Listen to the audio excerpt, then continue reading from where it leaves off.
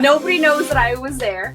And I hear an officer that just arrived. He says, Letty, come here. I'm going to try to move the gun away from him because he's still gurgling, so we don't know if he's alive. He's like, take a picture.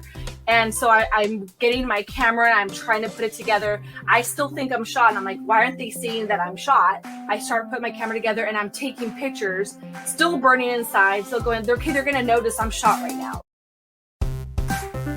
Hey there, my name's Ashley Church. And I'm Erin West. We were once newly promoted crime scene and latent print supervisors on mutual struggle buses as we both simultaneously tried to navigate through the challenges within our forensic units.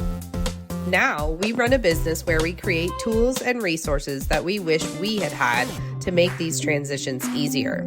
We like to talk about the experiences we've had in the forensic field, the good, the bad, and the ugly, in the hopes to create awareness around these issues and move the needle forward to create positive change in the forensic community. So if you're a forensic professional, regardless of your years of experience, who's not afraid to dive into real, raw, and sometimes uncomfortable topics, you're in the right place. This is the Forensics Unfiltered podcast. Before we start this episode, our guest would like to share a disclaimer that the opinions shared are their own and not representative of their current or past employment. Now sit back, relax, and enjoy.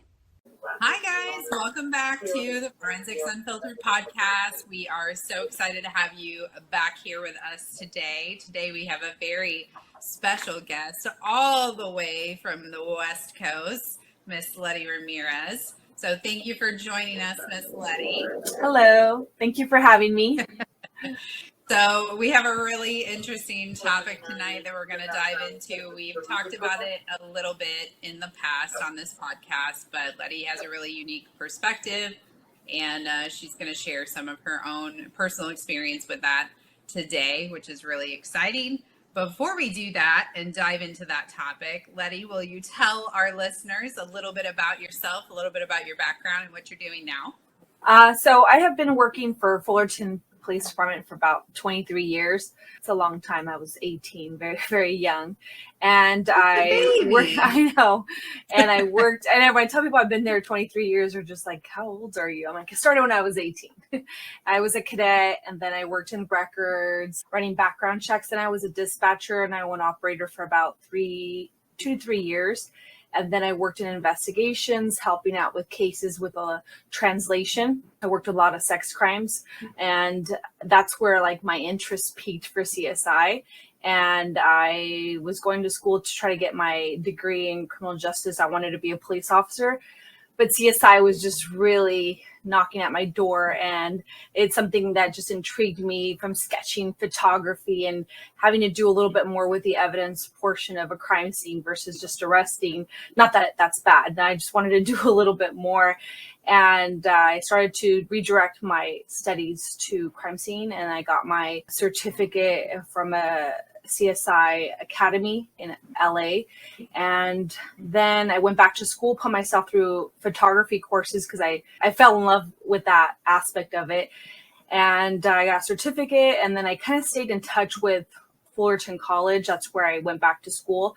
And now I teach there, and I teach CSI courses there currently. And I'm even working on trying to put together a CSI Academy, something similar to what I went to school for in LA. I really enjoy teaching. I also teach detectives through an ICI post course in San Diego, and I teach a day of CSI and teaching detectives in what way are we the eyes of detectives when they're not there. And they really enjoy it. We do a lot of hands-on activities.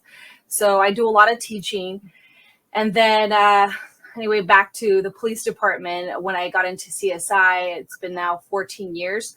I realized that there was just really something wrong with, or missing, not wrong, missing in our crime scene unit. There was no direction. There was a lot of no manuals, no training, no formal training. It just kind of seemed scattered. You went up there and you were just like a property booker. No one really knew what you did or didn't understand our job. And so I just took it upon myself to create something here in our department. And I started to write manuals. I started to reach out to different agencies, figuring out how they did their training. I formalized a training book. I created procedures, SOPs for us. I started to educate officers a lot on what we did because they didn't know what we did. So held a lot of briefings. I started to train officers. Very common. Yeah. I started to train officers to do CSI, and now I train PSR. So I also do that. And then I was a supervisor, promoted finally to supervisor about 4 years ago. And now, like we talked earlier, now we're pushing paper, still working on perfecting my unit, incorporating new procedures, introducing updated technology to our unit. My unit right now consists of 5 forensic specialists, 1 to 2 interns, and I have a reserve officer who helps with, administrative work. They're just not ready to retire. And then I also have about 10 to 15 trained officers that are CSI trained officers. They kind of step in when we call in sick or we're on vacation or I need that extra help. And now we have PSRs, they're kind of like community service officers, and they're trained in taking traffic reports and now CSI, and they only handle CSI at a basic level. So I call it a level 1. So it's like burglaries, vandalisms, simple assaults, and then anything bigger, they'll give us a call. So yeah, that's pretty much my background. That's my unit. Awesome. So it sounds like you came full circle. So I did. And it also sounds like you're very well-rounded as far as your knowledge of your department. Only worked in like one place in the department, 1 or 2 places, but it seems like you've worked in a lot of different places. So that's awesome. Okay. So let's dive in, shall we? Let's do this. So we had a podcast, it was a while back, but we talked about crime scene safety.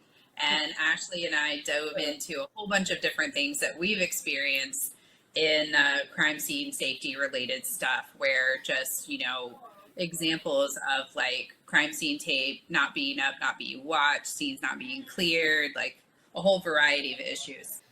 She even had a scene where it wasn't cleared and like a suspect was hiding in the closet in the scene while the scene was being processed. So I think a lot of CSIs have stuff like that in common, where there are safety issues at their scenes for a variety of reasons.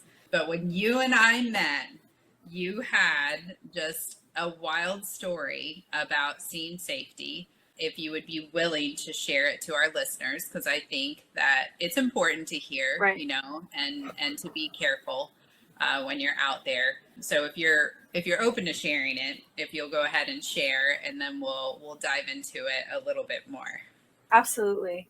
I like to tell the story of how I was in your class, and there's several agencies around, local agencies taking your class, supervisors, and they're talking about scene safety. That's what we're talking about in class. I forgot what agency it was. They were, didn't Orange County have a CSI specialist that was involved in a shooting of some sort with the suspect returned? And then as I'm listening to this, I'm like, there's another CSI in Orange County that was involved in a shooting. I have to know who she is. I got to get in touch with her and start talking about this, sharing some PTSD points or something like that. And they're talking about it. They're like, oh yeah, we used her story to try to get vests in our department.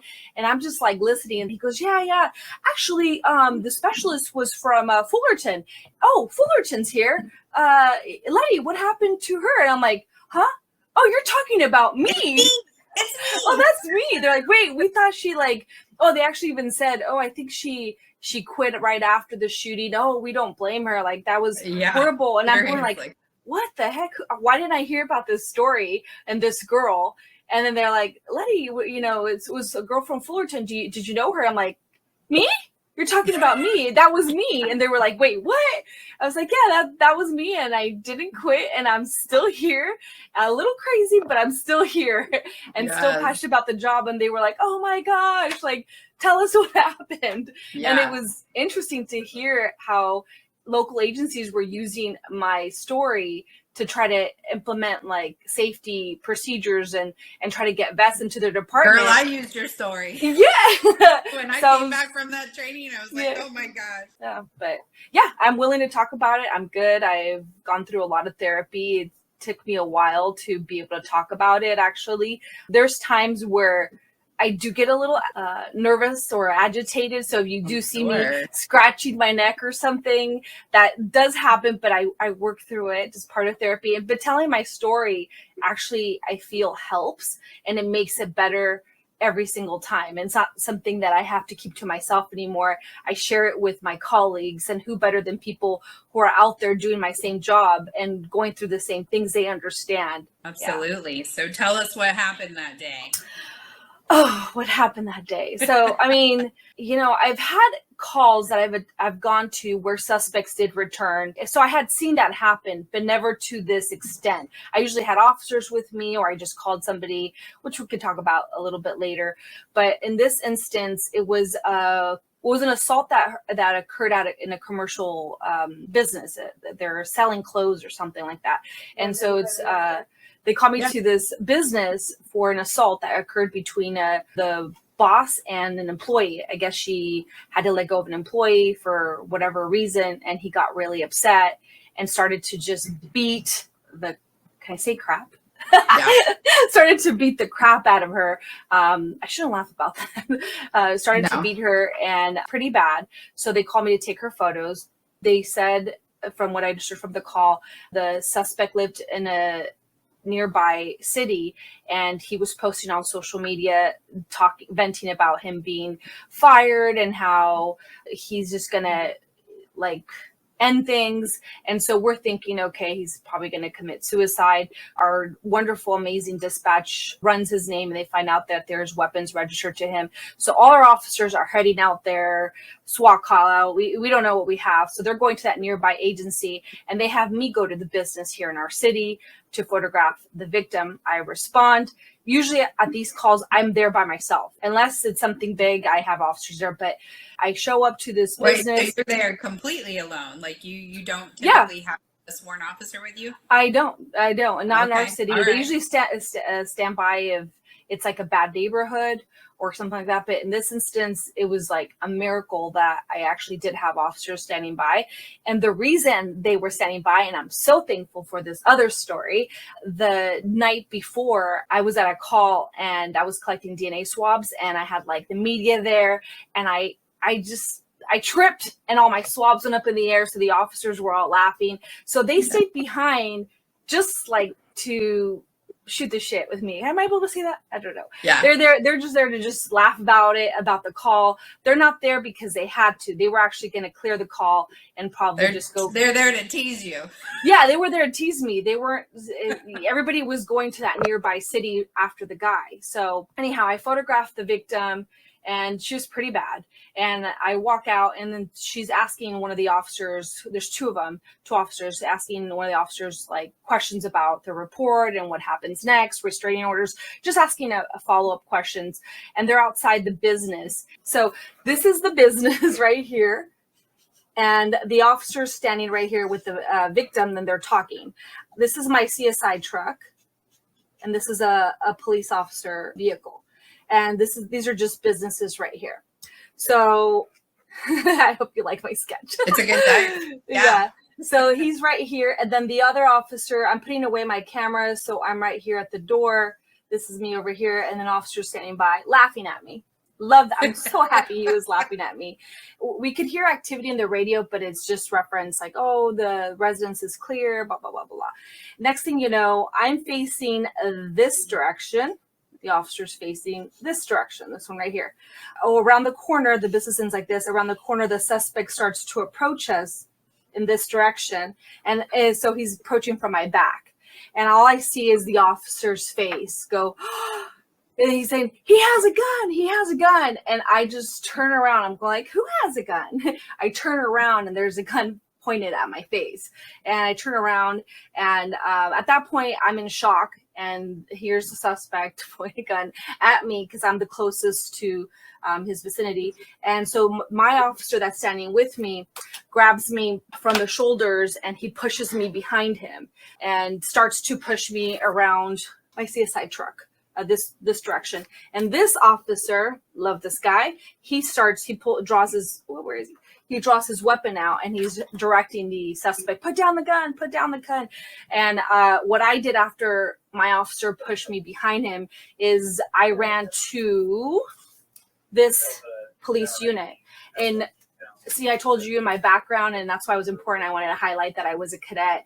In our cadet program, they teach us when we're with officers, if case there's something that goes down, how to release the shotgun and like how to get on the radio and what to say. So that training just kicked in for me. So I ran to the police car and I'm on my radio trying to get on, but I can't because the officers push the emergency button. So it's allowing them to talk, not me. So I can't talk. And then I just started to go, okay, I have to release the shotgun. And I look out the window and I'm hearing the officer give commands. And this happened like for me in slow motion, but it was actually quick. The officer's telling him put down the gun and he's not. Next thing you know, you hear shots fired. And somehow, because of my brain still remembers the gun pointing at me, I think I'm shot. I remember feeling burning inside. I'm going, well, because everything was so fast, I think I'm shot. And I'm going like, okay, I remember feeling this burning sensation, but still trying to call for help. And at the same time, it's just like telling you, your brain goes in different directions. My brain is thinking, okay, I'm going to have to release the shotgun. And if someone's shot, I have to shoot. I just have to shoot.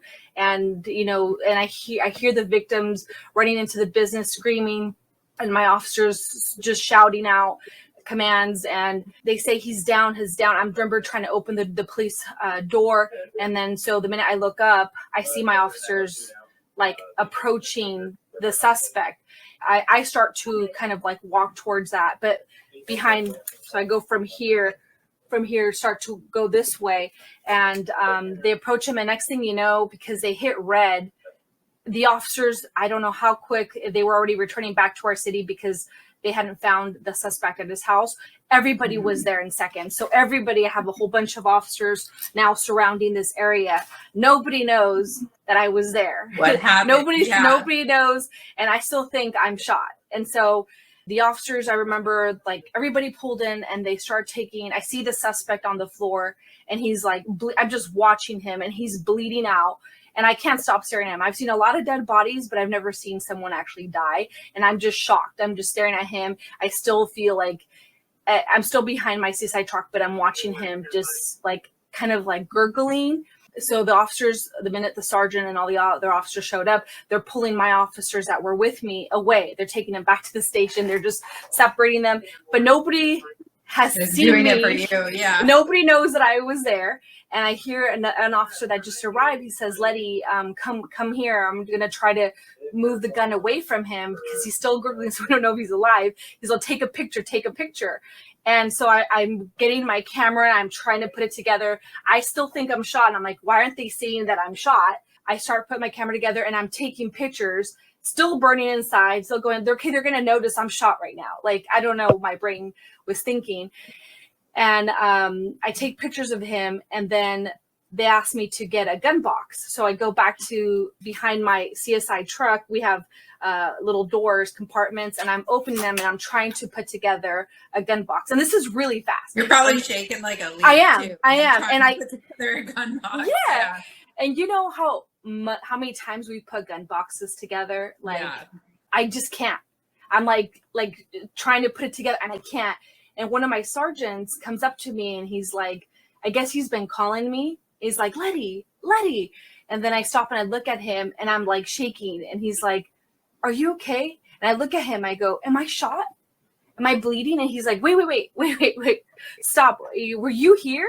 And I'm like, yeah. He tried to kill me. And he's like, wait, stop. We didn't know you were here. We're so sorry. And they're calling, my best friend is a police officer. She's on duty. They're calling her like, get your butt here now. You need to come get Letty. Yeah. She's having a crisis. And I remember her showing up and they're just sitting with me and they're talking to me. And I just hear wah, wah, wah. I still think I'm bleeding. I'm like, are you sure I'm not bleeding? I haven't been shot. They're like, no. And I'm like still feeling like trying to find this wound. I'm thinking, because I don't have kids and I want to have kids, and I don't know, I haven't said goodbye to my mom. I'm thinking all of these thoughts, Yeah. and it's just like my brain did a little mishmash. And they take me away. The minute I see my best friend, I start to I'm holding it together. I'm walking down the car, and all the officers are looking at me, and I'm like, I will not cry in front of them. I will not cry in front of them. I'm like one of the boys, right? Good for you. I don't know if I could have held it together. But I don't even know how I made it to her car, but I got in her car. I'm like, drive away. She starts driving away, and I start to cry, and I'm like unconsolable. They bring me back to the station, and they have me in my office by myself for a long time. And finally, the agency that was called in to process came in to take photos of me. And it happens to be one of your very own, Lindsay. It wasn't until your class, or I don't know, it wasn't until a little bit before we took your class that I realized it was her. I all along, because I don't remember, but she remembers even processing me and taking my photos. And she said she even gave me a hug, and I was like, so you didn't look okay? And I was like, oh my gosh, thank you. Okay. I wasn't okay. Yeah, so that was like that day, and it really impacted like my entire life. Till this day, like Sure. I get triggered with certain things, but when I came back, like I couldn't go back. I couldn't download my photos. I couldn't type my report. It was my Friday. So I went home, and they're like, do you need to take a day off? I'm like, nope. Because when they came, I wasn't crying anymore. I'm good, right? Because I'm one of the boys. Yeah. I don't cry. My officers are not crying, so I'm not going to cry. So I'm fine. No, I don't need a day off. I'm good. And I go home that weekend. I'm not okay, but I show up to work Monday. They're like, oh, we need you to download your photos, blah, blah, blah. I'm like, it's not going to happen. I'm not ready to do that. I'm here, but I'm not ready to do that. And then they're like, okay, well, that's fine. And then they're trying to send me to a call, and I can't get on the CSI truck. I can't get on. I'm like having anxiety. And then they're like, okay, something's wrong with Letty. They're like, okay, that's fine. And I'm so thankful for my department, because I mean, it was, I guess, different for them, something that they hadn't dealt with, like having a civilian. For sure. Yeah. Yeah. And they know me, because I've been there since I was 18. They know who I am, and they were seeing this change of behavior. I'm not noticing it, because to me, I'm just holding everything in, and I'm showing them that I am not a victim. I'm not a victim. I am one of the boys. Like, I'm law enforcement. Like, it's like this shield that I'm trying to have in front of me, and for them to not see that inside, I was like losing it. But after that, they kind of said, okay, take your time with the photos. And then that same week, like the week after, for some reason, I sprained my ankle. So here's the intense part. Okay. This is where I started to portray like signs of PTSD. And I'm going to briefing. I sprained my ankle for some reason. And I'm in briefing. The officers, again, making fun of Letty, because that's what we do. And it's fun. It's funny. Yeah, but sure, this time, I don't think it's funny. I'm in briefing with a bunch of officers. So I just get up and I flip everyone off. I said, and fuck you, and fuck you, and fuck you too. And they were like, what? And this is Letty, who does not curse. Yeah. I'm just like, and they're like, what is going on? And I step out, and one of my lieutenants, he's like, go to your office. Like, I think you need some time by yourself. And I'm like, I'm going to get rid of, I don't even care. I want to quit right now. And there's just a lot of thoughts going to my brain, like thinking like I wasn't protected. And it's just, I'm not myself. And my sergeant that was in charge of me at that time, he calls me into the watch commander's office. I'm ready to quit. I'm ready. I'm like, I can't do this. I'm realizing that there's something wrong, and I can't. So I go into the office, and he's like, what's going on with you? And I'm like, again, cursing, like, I don't fucking care. I'm like, I fucking quit. This place it's going to kill me. I was shot, but then I wasn't shot. I'm just like venting. And he's like, he finally has to get to my level. And he's like, Letty, she's like, can I curse? Yeah. Because it's like, Letty, shut the fuck up and sit down. And I'm like, Okay, yes, sir. He's all, you don't fucking quit. He's like, you're gonna go see a fucking psychologist. I'm like, a psychologist? Who do you think, that I'm crazy? He's like, he's like, you're just plain symptoms of PTSD. And I'm like, I wasn't in the military. What the fuck are you saying? And he's just like, shut the fuck up. I and love I'm like, that you guys had this whole conversation yelling back at yes, like, and you're gonna get some help.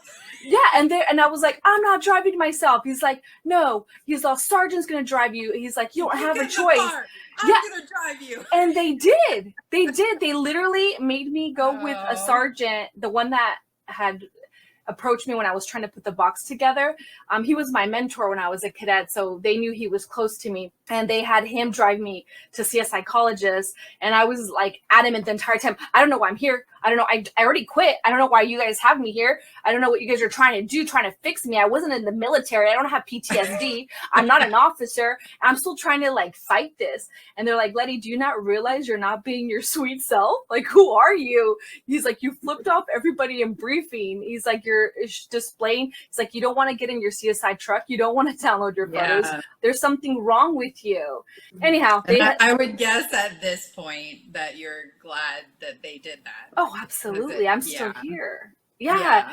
And when I got there and I started to get help, started with the psychologist, and then had a few sessions with him.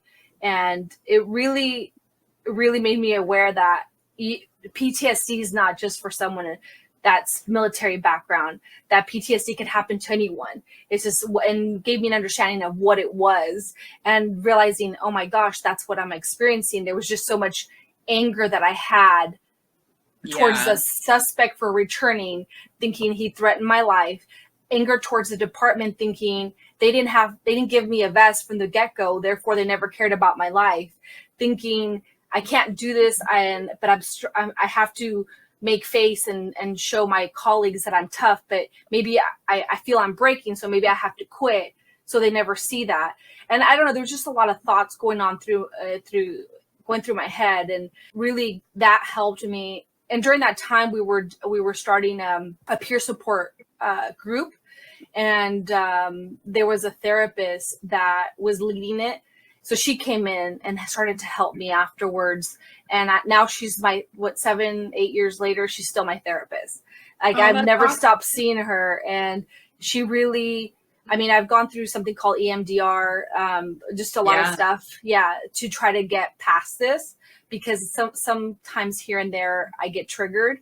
But thanks to my department. I imagine it would be very scary to go out on scenes, especially like, I'm interested, we'll get into this in a minute. I'm interested to hear what's changed since that happened, because I would think they probably wouldn't send you guys out alone anymore after that, but maybe they still do. I don't know. we still do, but not, there's now procedures and protocols that we follow to get to that. But yeah, I mean, like, my mental health is good now. I don't think you ever really overcome PTSD. I think you just learn to live with it and how to put it in a place of healing and to have a different perspective. And for me, the reasoning, like, why I experienced this was for me to bring awareness, is the way I see it. To bring awareness to the dangers of my job, and to share my story. What does it benefit, me, or experiencing this situation, if I can't share it, and maybe other of my colleagues from other cities and even my own department can learn from that and improve their procedures and protocols to prevent this from happening again. I mean, we can never know when a suspect's going to return, but things have changed. So yeah, like I said, I still see a therapist. I was able to eventually go back to download my photos and type my report. My department really stood beside me, so I am forever loyal and grateful to my department for that. They didn't fire me. They didn't write me up. They share my story as a joke now, and I became the mascot of peer support. But they stood by me, and they pushed me to get help, and they normalized what I was going through. A lot of officers stepped up and started to talk to me. It kind of, what I say, gave me street cred with the officer. Yeah. So they started to tell me their experiences, and realizing that they were also holding it in. I got really close to those two officers that stayed behind. They received an award for their amazing, Life-saving, yeah. life-saving. They got a life-saving award.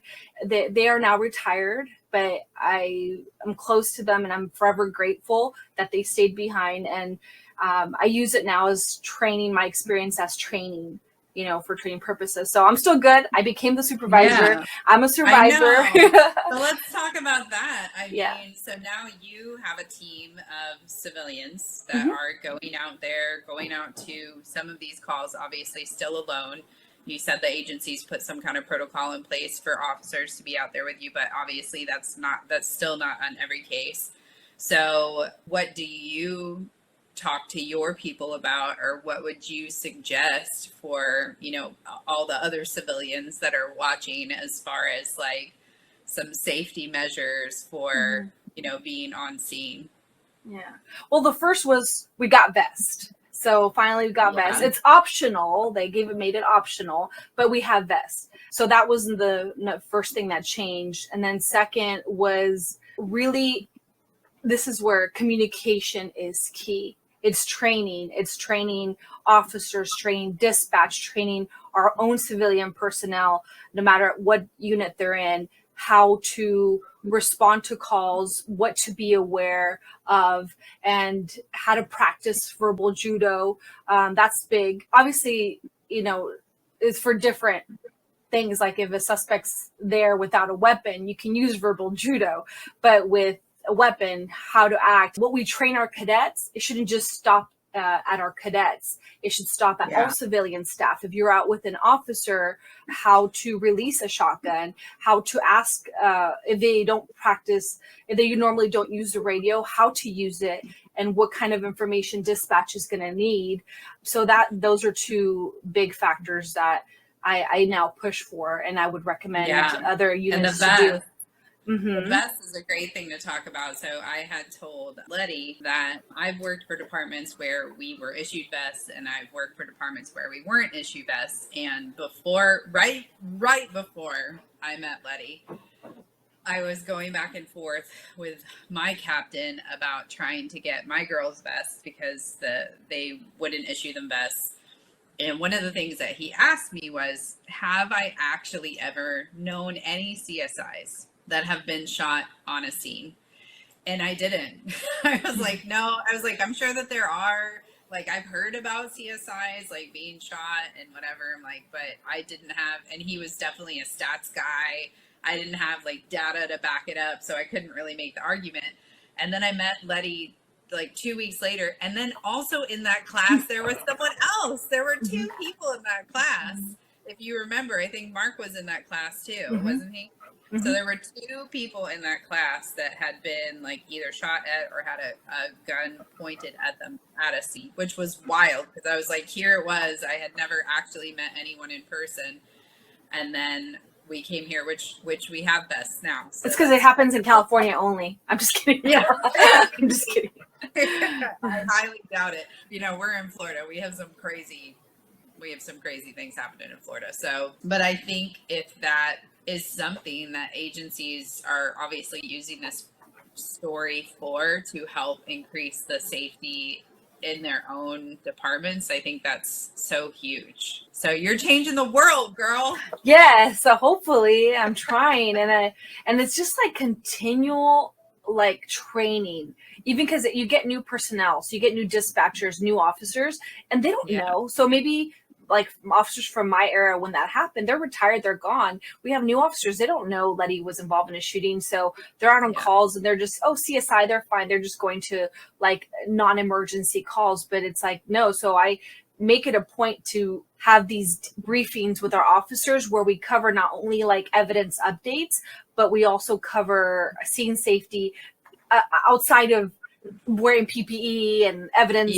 and all that. It's scene safety, and I share my story over and over. And every time it's like, oh, whoa, really? It's like, God, I've told my story to my agency at least 20 times, but you have new officers, and it makes it real for them. It's like, wow, okay, so our own CSI was involved in this. And then, so it's training the officers, it's having this continual like debrief with them and updated training. Also dispatch, letting them know like, okay, if for officers to communicate to dispatch if there's an outstanding suspect, If there's an outstanding suspect, dispatch now, they document it on the call. And when they have it, they call CSI to give us our call. They have to let us know if the suspect's outstanding or in custody, or, I mean, even if it doesn't apply to whatever it is we need to do, they have to let us know that. If the officers and the protocols, if the officers are busy and they have to clear the call, even if it's a residential burglary, even if it's a vandalism, but there's a suspect outstanding, when CSI gets dispatched, they whether return or that we have another officer stand by with CSI. Only for those calls where, like, again, a suspect is outstanding. Suspects at large, yeah. Yeah. So I'm interested to know too. I think we have probably a lot of listeners that heard your story and was like, "Oh hell no, I would have quit the next day." So, which you were up in there like, forget this, I'm out of here, whatever. They didn't let you quit. They wouldn't let me quit. I tried. Yeah. But I think, so, we probably have a lot of people listening that haven't been through something quite like this, but obviously part of this job is just being exposed to like regular trauma, like disgusting things, traumatic things, gross things all the time. No sleep, no food, no, whatever. And so we probably have a lot more people in the field that are impacted by that in some kind of way than they even realize. And I think a lot of us have exactly what you have, that like we got to be tough, we got to put our big girl pants on and just keep pushing through, because nobody's going to see me cry. I'm going to shove these emotions down and just keep going. So for those people, that have gotten to that point where they are really feeling like, they've seen something bad, it keeps popping up over and over again, it's impacting other things, like, would you, recommend, like, obviously you were forced into some of that, but I think in the long run, it's turned out well for you. So like, what would you say for those people that, some of those tools and stuff, you feel like they're beneficial? Absolutely. I mean, honestly, therapy saved my life, because I was going downhill, and I thought I was shot for a few minutes, and that's big. I live with this thought of what could have been, what if, and in every call that I go to and things I experience, it always kind of links back, and I always go to what worked for me then, which was therapy. That's why I told you I've seen my therapist for a long time, so I highly recommend that. I'm very happy with what direction a lot of departments have moved towards peer support, to have that. And so I'm involved in peer support, and so I encourage my people to go whenever there's a big major call, whether it be like a baby death, anything, any type of shooting. We have these debriefs for the purpose of peer support.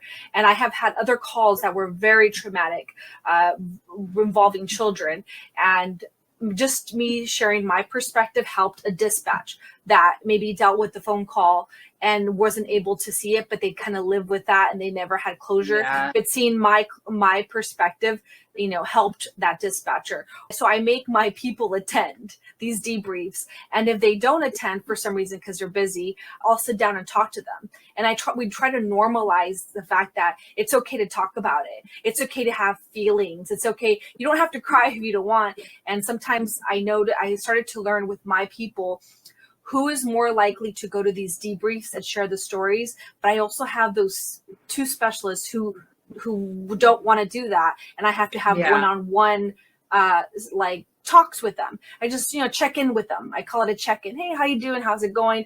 That call was pretty intense. How do you feel? Are you okay? Yeah, I'm good. And I start to just ask questions to try to see if they'll say anything. And usually I have been able to get more from them, from like my initial contact. No, I'm fine. Private side.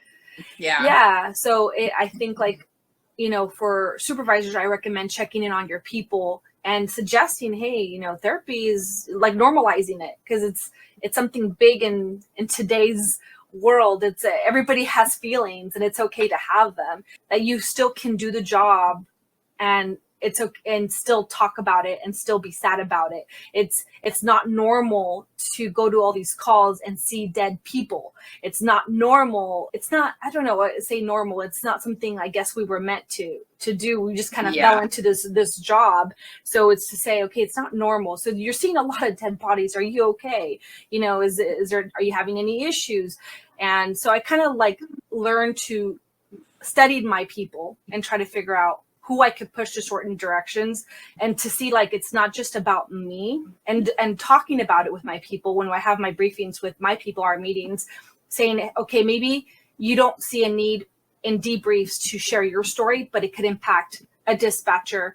Or I've had a chaplain who attended one of the debriefs for a child death that I was involved in, and he said how like it was very traumatic for him because he was helping everybody else and he went to the call. Hearing my perspective, like it brought closure to him. So sometimes just sharing our perspective, you know, and talking about it and not just pretending like that call didn't just happen. Like we didn't just go to a call where our officer got shot and here we are today, you know, going to vandalism. It's not normal. So to just talk about it. So I feel like that's something I would recommend. It's not, you know, if they don't want to see a therapist, fine, but they can talk to you, call it a check-in, and maybe share ideas of like how to overcome it, or if they are in that situation, what they can do for future. And yeah.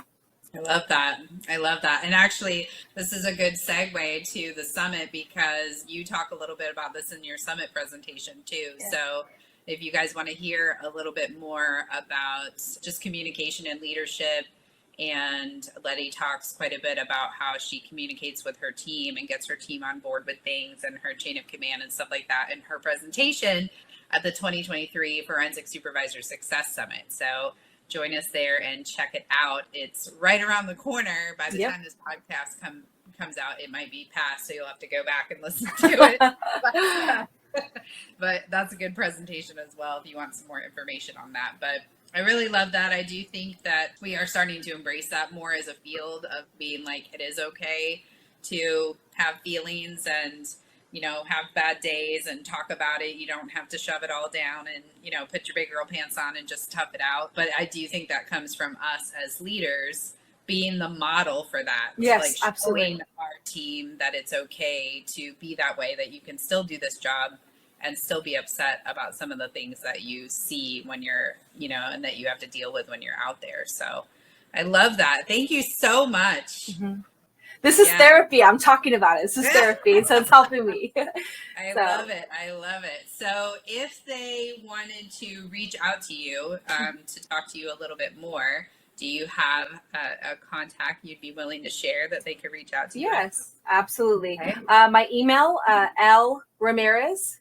So it's my first letter of my first name, Letty, L, and then Ramirez, RAMIREZ, at fullertonpd.org. Or they can call my desk line, 714, that's the area code, and 773-5702. And I love to talk. So whenever they want to reach out and talk about it, I'm here. I'm here.